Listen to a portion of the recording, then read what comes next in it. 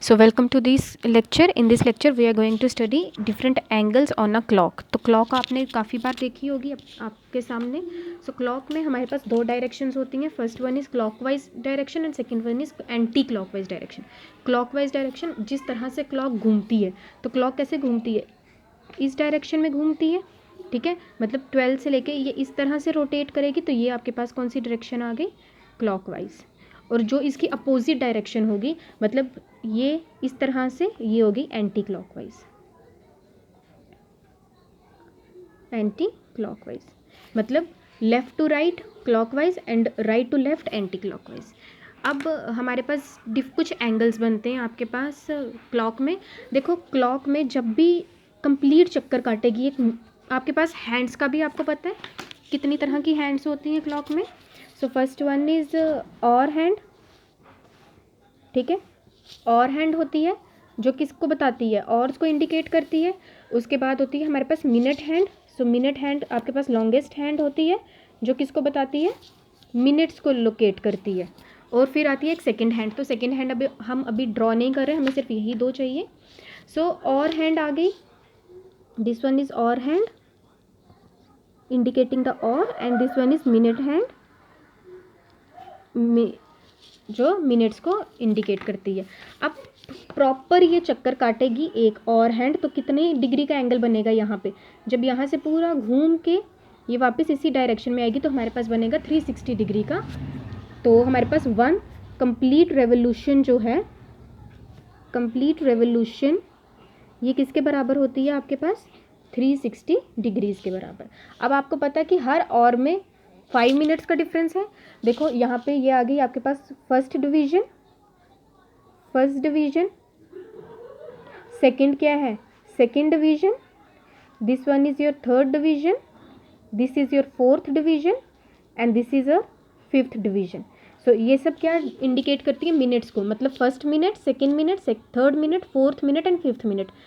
जब minute hand 12 से 1 के बीच पे जाएगी, तो वो 5 मिनट कवर करती है. और कैसे, फर्स्ट डिवीजन फर्स्ट मिनट को इंडिकेट करेगी, सेकंड डिवीजन सेकंड को, और इसी तरह जो वन है वो फिफ्थ मिनट को इंडिकेट करेगा. अब जब ये पूरा कंप्लीट करेगा तो कितनी डिवीजन्स आ जाएंगी आपके पास. देखो इनमें भी 5, आगे भी 5, 5 का सब में डिफरेंस है. तो 12 मल्टीप्लाई बाय 5 कर देंगे तो कितनी डिवीजन्स आ गई, वन कंप्लीट रेवोल्यूशन में कितनी डिवीजन्स हैं, 60 डिवीजन्स हैं. मतलब 60 डिवीजन्स जो हैं वो 360 डिग्री का एंगल बनाती हैं. तो वन डिवीजन किसका बनाएगा, it is by unitary method 360/60. सो हमारे पास आ गया वन डिवीजन जो होता है, वन डिवीजन हमेशा किसका बनाता है, 6 डिग्री का एंगल बनाता है. फाइन. अब हम जब बात करेंगे किसकी, 90 डिग्री के कैसे एंगल्स बनते हैं. देखो 12 और 3 के बीच पे एक 90 डिग्री का एंगल बन रहा है. उसी तरह से जब आप 3 और 6 को देखते हो, तब भी कौन सा एंगल बन रहा है, 90 डिग्री का. जब 6 और 9 को देखते हो, तब भी कौन सा एंगल बन रहा है, 90 डिग्री का. और 9 और 12 के बीच पे भी 90 डिग्री का एंगल बन रहा है. तो कितनी बार जो क्लॉक है 90 डिग्री का एंगल बना रही है, 4 बार. तो अगर आप इसे डिवाइड करोगे तो हमारे पास क्या आ जाएगा, जैसे अगर हम इसकी फ्रैक्शन निकाल लें तो कितनी फ्रैक्शन बन जाएगी, 1/4, क्योंकि टोटल नंबर ऑफ पार्ट्स 4 थे, उनमें से हमने 1 ले लिया.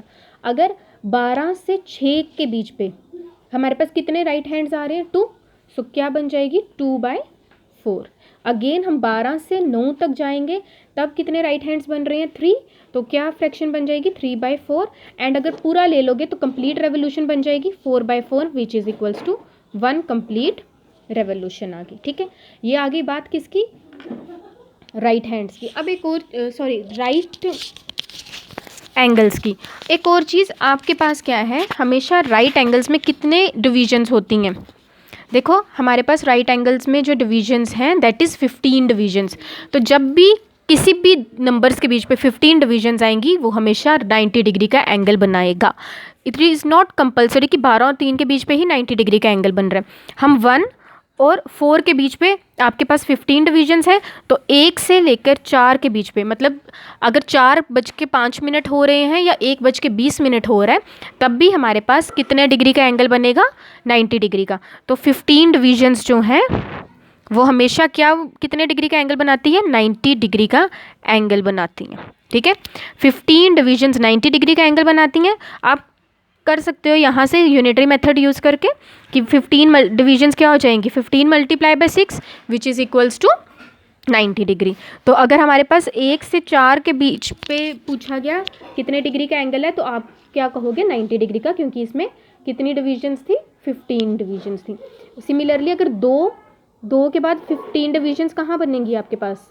देखो 5 डिविजन्स 10 और 15, तो एक अगर 2 में है तो इस तरह से, और दूसरा यहाँ पे आ रहा है, तो तब भी हमारे पास कितनी डिविजन्स बन गई? 15 डिविजन्स। तो ये कितना टाइम बन जाएगा? इसके बीच में भी क्या एंगल होगा हमारे पास? 90 डिग्री का एंगल होगा। चाहे 2:25 हो रहे हैं या 5:10 हो रहे हैं, तो आपके पास कितना एंगल बनेगा? हमेशा 90 डिग्री का एंगल बनेगा। और अब हम राइट एंगल्स की बात करें, सॉरी स्ट्रेट एंगल्स, तो ये स्ट्रेट लाइन बन रही है तो एक स्ट्रेट एंगल, ये स्ट्रेट एंगल बन रही है तो एक स्ट्रेट एंगल। तो स्ट्रेट एंगल्स क्या होंगी? जब सीधी लाइन आ जाएगी, मतलब 3 और 9 के बीच पे जैसे सीधी लाइन आ रही है आपके पास, ठीक है। हमारे पास जैसे हमारे पास क्या हो गया? 9:15, तब भी आपके पास एक राइट एंगल बनेगा, सॉरी स्ट्रेट एंगल बनेगा।